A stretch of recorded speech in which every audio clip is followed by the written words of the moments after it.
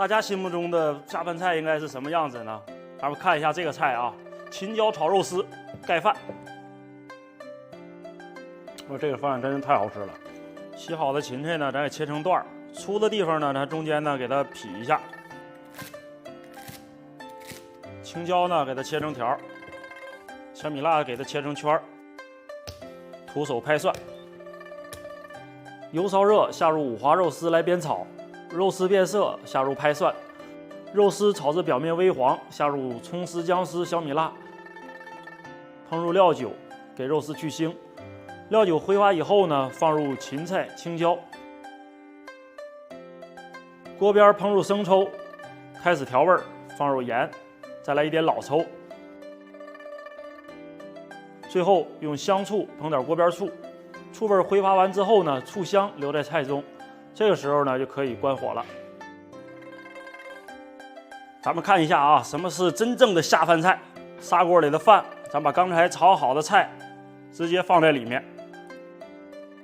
盖饭也称盖浇饭，它是由一菜一饭来组成的，品种很多，但是这么多的品种都有一个共同的特点，就是当中的一菜。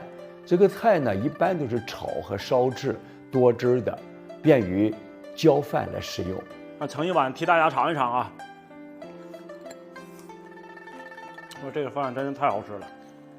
关注我们，明天见。经常啊，有网友们在评论区呢给我留言，让我做一道适合孩子吃的这个饭菜。那今儿呢，我就来做一道颜色鲜艳、口感爽滑、大人孩子都喜欢的山药羹。胡萝卜、香菇和油菜呢，分别给它切成小丁备用。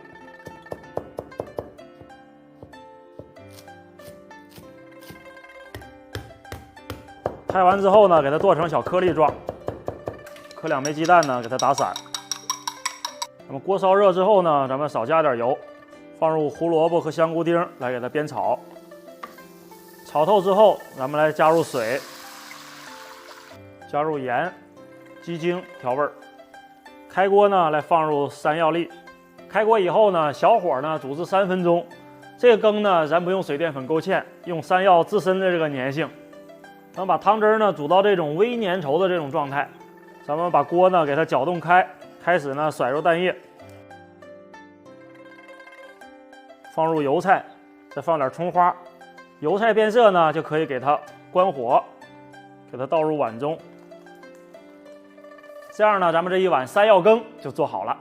此菜要选用新鲜的山药，没有外伤，而且纤毛多的。同一品种选择手感比较重的、肉洁白的。这道菜山药切成粒以后呢，马上下锅烹制，就不用再泡入水中了，这样防止了营养素的流失。关注我们，明天见。